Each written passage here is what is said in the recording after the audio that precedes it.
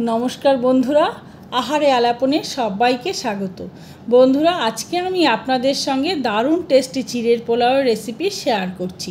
মুখে ভীষণ রকম অরুচি হলে অথবা এখনের এই সিজনে যে জ্বর হচ্ছে তাতে করে খাওয়ার ভীষণ অনীহা তৈরি হয়, তখন আপনারা এইভাবে নুন ঝাল ও মিষ্টি চটপটা চিড়ের পোলাও বানিয়ে খেয়ে দেখতে পারেন। মুখে অনেকটা রুচি ফিরবে আর খেতেও লাগবে অসাধারণ সুন্দর। তো বন্ধুরা, খুব অল্প সময়ে হেলদি ও টেস্টি এই চিড়ের পোলাও কীভাবে আমি বানিয়ে থাকি সেটা আমি আজকে আপনাদের দেখাই। আসুন।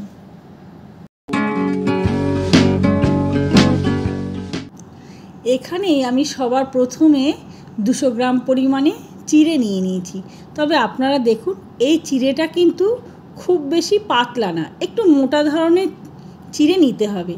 তাহলে কি হবে, চিড়েটা খুব তাড়াতাড়ি ভিজে নরম হয়ে যাবে না বা ত্যাকত্যাকে হয়ে যাবে না।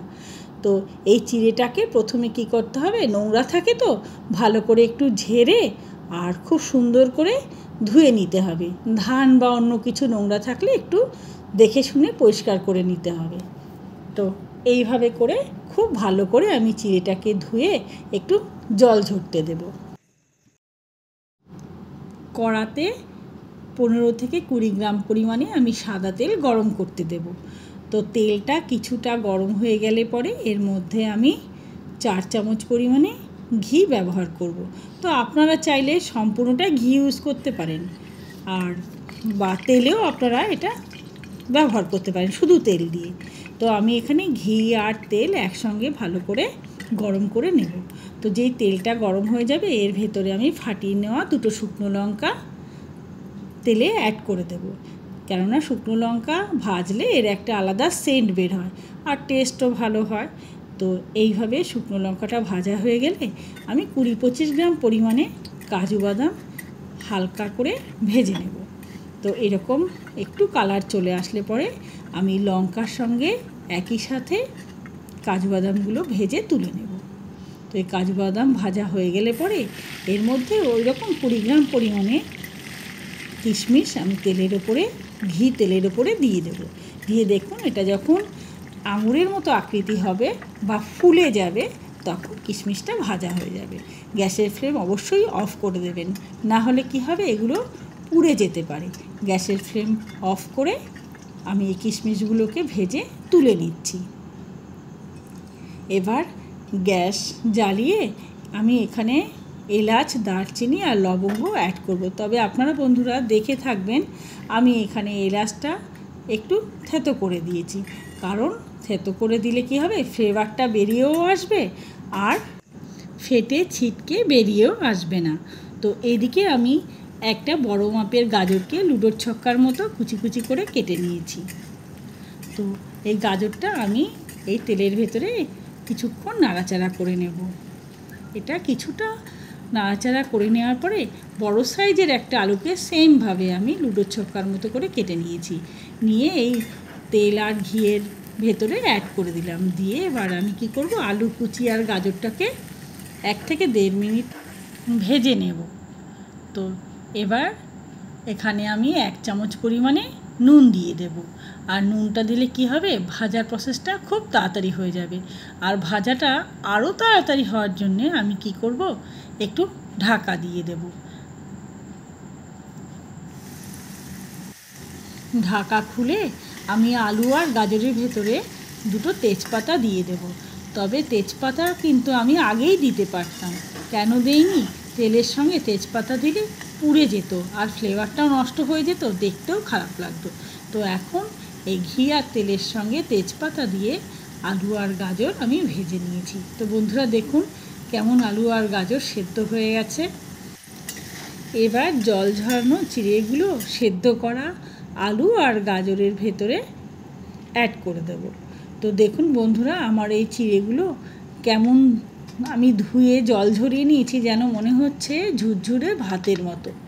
তো এইভাবে করে কিন্তু আপনাদের অবশ্যই জলটা ঝরিয়ে নিতে হবে, না হলে কি হবে, চিড়ে নেতিয়ে যাবে আর ঝুরঝুরেও হবে না, দেখতেও ভালো লাগবে না, টেস্টও হবে না।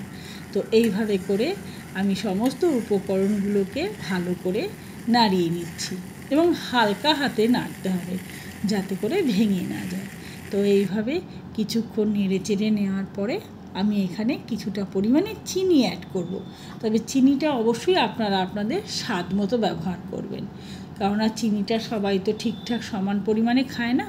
আমি এখানে 4 চামচ পরিমাণে চিনি অ্যাড করলাম, করে আবারও ভালো করে সমস্ত উপকরণগুলোকে নেড়ে চেড়ে নিতে হবে, কেননা সমস্ত উপকরণগুলো ভালোভাবে না মিশলে টেস্ট আসবে না সঠিক।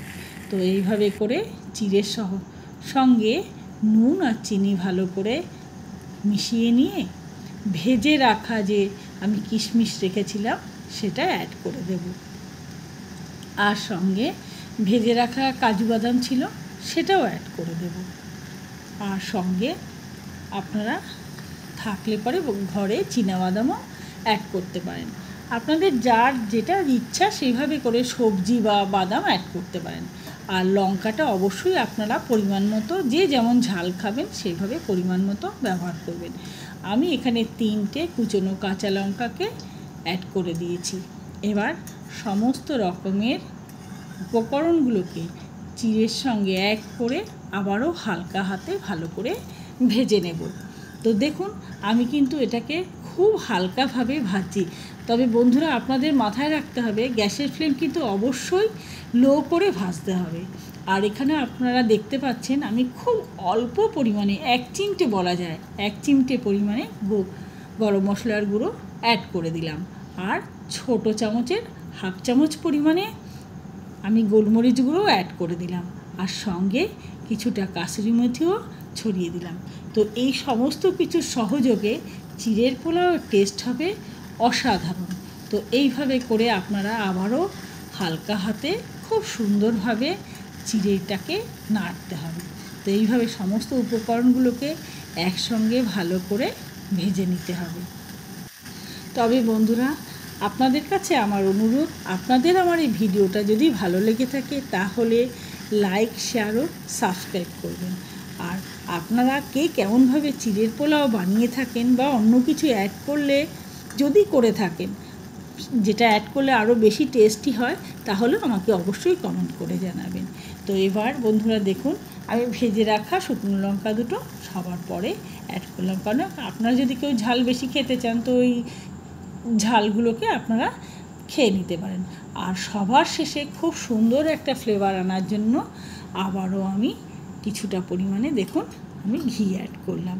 তো আপনারা এটা অপশনাল ব্যবহার করতেও পারেন, না করতে পারেন। এইভাবে করে আমি ঢেকে রেখে 5 মিনিট পরে আমি চিড়ের পোলাও পরিবেশন করে দিয়েছি।